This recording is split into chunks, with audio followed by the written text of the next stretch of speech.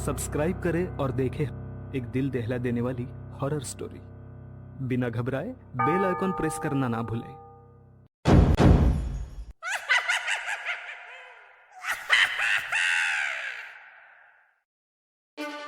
हजारों साल पहले पृथ्वी पर दंड राक्षस का राज था। उसने ब्रह्मदेव को प्रसन्न करके वरदान में एक शस्त्र मांगा था, एक ऐसा शस्त्र जो इंद्र के वज्र के समान कठोर और ताकतवर था। उसने ब्रह्मदेव से कुछ और शक्तियां भी मांगी थी, जिसमें लोगों की इच्छा पूरी करने वाला वर भी था। वरदान मिलने के बाद उसने पृथ्वी पर कब्जा कर लिया और सभी राक्षस तथा इंसानों पर राज करने लगा। उसने सभी मंदिरों में से भगवान की मूर्तियां हटा दी और खुद की मूर्तियां लगवा ली। वो लोगों को खुद की पूजा करने के लिए मनमाने लगा और जो ना माने उन पर बल का प्रयोग करने लगा। लोग उसकी पूजा करते और दंड राक्षस खुश होकर उनकी सभी इच्छाएं पूरी करता, चाहे वो इच्छा अच्छी हो या बुरी।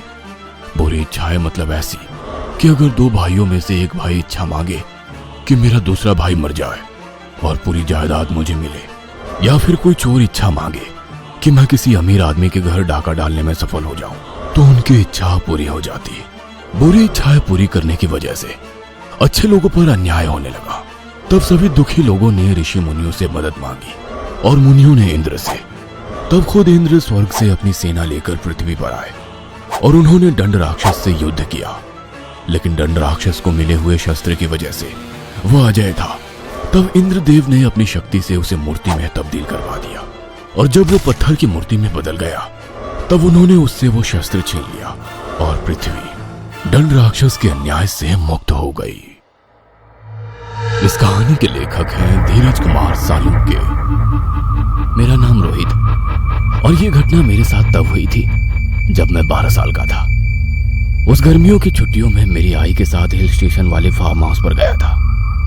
हिल स्टेशन पर 10 से 12 फार्म हाउस थे, बाकी कोई मार्केट वगैरह कुछ नहीं था। पूरा हिल इन 10-12 मालिकों की प्राइवेट प्रॉपर्टी थी, इसलिए कोई टूरिस्ट वहां पर नहीं आ सकता था। वो रात मुझे अभी भी याद है। शाम के 7-8 बज रहे थे, अंधेरा हो चुका था और मैं मेरे बेडरूम में बेड पर लेटा था, जो कि दूसरी मंजिल पर थी। तभी मुझे खांडिया ने आवाज लगाई, ओए चिंटू, चिंटू बाहर आ। वैसे मैं उठकर खिड़की में गया। मैंने नीचे झांक कर देखा तो खांडिया पीठ पर बैग पहने खिड़की के नीचे खड़ा था। उसने मुझे जल्दी से बाहर बुलाया तो मैं जल्दी से बाहर चला गया। खांडिया बाजू वाले फार्म हाउस के केयरटेकर का लड़का था। उसके माँ बाप उस फार्म हाउस की देखभाल करते थे। क्या हुआ, मुझे बाहर क्यों बुलाया? मैंने उससे पूछा। चल मेरे साथ, हमें खंडहर जाना है, उसने कहा और मेरा हाथ पकड़कर मुझे गेट के बाहर ले जाने लगा। लेकिन क्यों? अरे रास्ते में बता दूंगा, उसने कहा और हम फार्म हाउस के बाहर आ गए। हम लोग जंगल के रास्ते से खंडहर की ओर जाने लगे, जो कि तालाब के किनारे था। रात में जंगल में घूमना हमारे लिए कोई नई बात नहीं थी, क्योंकि उस जंगल में कोई जंगली जानवर नहीं थे, इसलिए वो सेफ था। हाथ में टॉर्च लिए खांडिया आगे चल रहा था और मैं उसके पीछे चल रहा था। चलते चलते मेरी नजर उसके बैग पर पड़ी। तब मैंने उससे पूछा कि बैग में क्या है। तब उसने जवाब दिया कि खंडहर पहुंचने के बाद वो मुझे दिखा देगा कि उसमें क्या है। कुछ देर चलने के बाद हम दोनों खंडहर के पास पहुंचे। उसके बाद वो खंडहर के बाहर एक जगह पर ठहर गया और खुश होते हुए बोला, यही वो जगह है। और फिर एक झाड़ी के अंदर घुसकर वो एक कुदाल और फावड़ा लेकर बाहर निकला। उसने फावड़ा मेरे हाथ में दे दिया और बोला, चिंटू, हमें इस जगह पर खोदना है। मैं खोदता हूँ, तुम बस मिट्टी बाजू में करना है। लेकिन खंडिया, क्यों खोदना है? क्या है जमीन के नीचे? कुछ दिनों से मुझे एक सपना बार बार आ रहा है। सपने में मैं और तुम इसी जगह पर गड्ढा खोदते हैं और फिर हमें इस जगह से मूर्ति का एक सर मिलता है। अरे यार, क्या तुम भी? सपने कभी सच नहीं हुआ करते। कुछ नहीं मिलने वाला यहाँ पर, चलो वापस चलते हैं, मैंने उसे कहा। लेकिन वो बस यही कह रहा था कि उसका सपना सपना नहीं बल्कि भविष्य है। उसने मुझे दोस्ती की कसम दी, इसलिए मैं उसका साथ देने के लिए तैयार हो गया। हमने गड्ढा खोदना शुरू कर दिया और कुछ ही देर में हमें उस गड्ढे से एक मूर्ति का सर मिला, जिसके सर पर 2 सींग थे। उसकी आंखें बड़ी थी और मुंह खुला हुआ था। उसके जानवर जैसे लंबे दांत थे।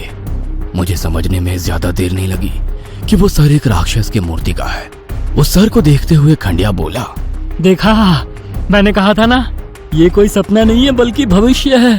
हमें मूर्ति के और 2 भाग जमीन से बाहर निकालने होंगे जो 2 अलग अलग जगह पर दफन है। उसके बाद हमने 2 अलग अलग जगह पर जमीन खोदी, जहां पर हमें मूर्ति के और 2 भाग मिले। एक सर से नीचे कमर तक का भाग और दूसरा कमर से पैरों तक का भाग। लेकिन मुझे विश्वास नहीं हो रहा था कि खंडिया को कैसे मालूम कि उसी जगह पर वो मूर्ति के टुकड़े मिलेंगे। इसलिए मैं इस बात पर यकीन करने के लिए मजबूर हो गया कि उसने सच में सपने में भविष्य देख लिया था। लेकिन सवाल ये था कि ये सब कैसे हुआ। मैं सोच ही रहा था कि तभी खंडिया बोला, मुझे ये 3 भाग जोड़ने हैं। हम इसे खंडहर में लेकर जाएंगे और वहीं इसको जोड़ेंगे। लेकिन तुम्हें ये भाग क्यों जोड़ने हैं? मैंने उसे पूछा। तब वो बोला, वो मूर्ति जोड़ने के बाद बताऊंगा। हमने वो भाग खंडहर में ले जाकर एक के ऊपर एक रखकर उन्हें सीमेंट की मदद से जोड़ दिया। उसके बाद खंडिया ने अपनी बैग से रात में खिलने वाले फूलों का हार निकाला और उस मूर्ति को पहना दिया।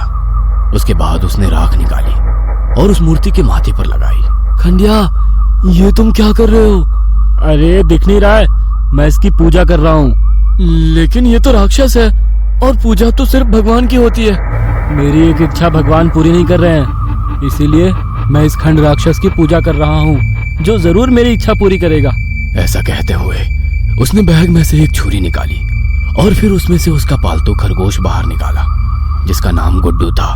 वो गुड्डू को हाथ में उठाकर मूर्ति के सामने खड़ा हो गया और फिर उसे हवा में उठाकर बोला, मालिक, ये मेरा गुड्डू मुझे बहुत प्यारा है, लेकिन सिर्फ आपके लिए मैं इसकी बलि चढ़ा रहा हूँ। बदले में आप मेरी वो इच्छा पूरी कर दो। इसका मतलब खंडिया गुड्डू की बलि चढ़ाने वाला था। मैं खंडिया को गुड्डू की बलि चढ़ाने नहीं दे सकता था, इसीलिए मैंने उसे रोकने की कोशिश की, लेकिन उसने मुझे धक्का दे दिया और मैं दीवार से जा टकराया और नीचे गिर गया। तभी खंडिया बोला, मालिक, बलि स्वीकार कीजिए। और उसने छुरी से गुड्डू का गला काटा। उसके गले से खून की पिचकारियां निकलने लगी और खंडिया का चेहरा खून से भर गया। खरगोश उसके हाथ में तड़प रहा था, लेकिन खंडिया ने उसके शरीर से निकल रही खून की पिचकारियां उस राक्षस के मुंह के अंदर लगाना शुरू कर दिया।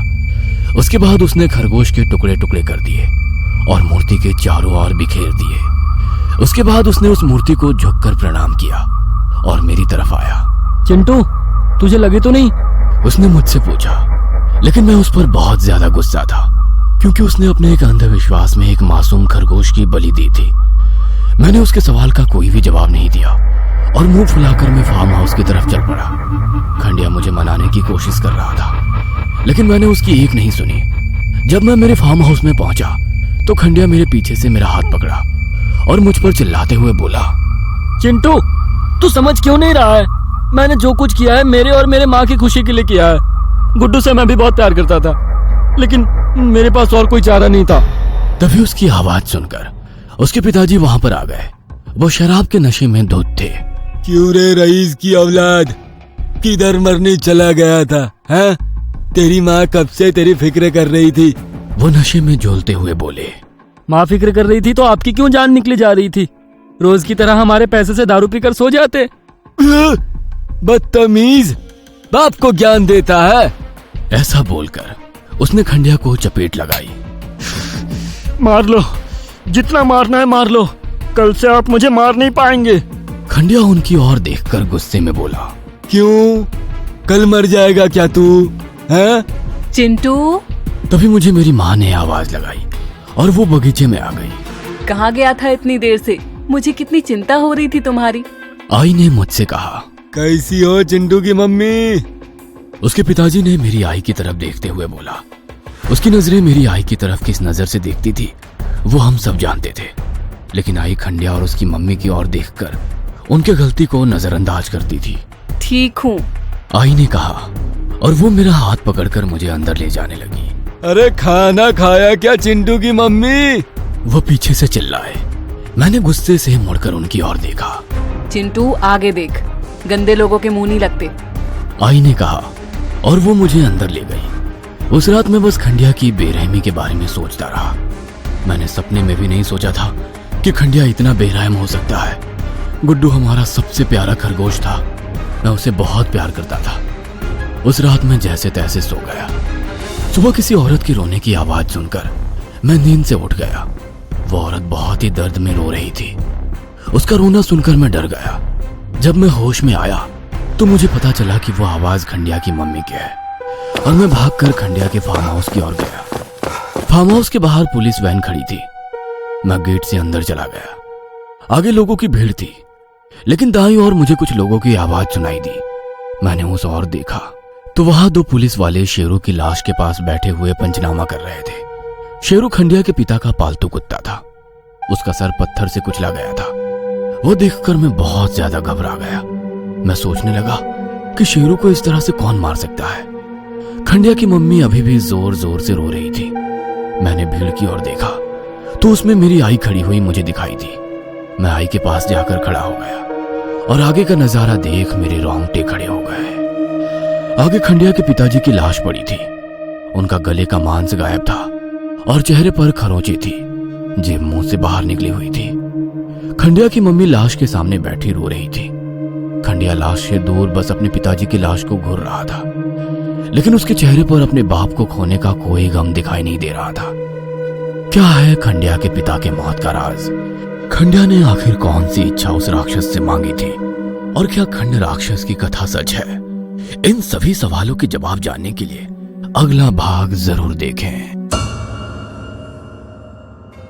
ये कहानी आपको अच्छी लगी हो तो हमें सब्सक्राइब करें, हमारा इंस्टाग्राम और फेसबुक पेज जरूर फॉलो करें। और हाँ दोस्तों, सब्सक्राइब करना भूलना मत।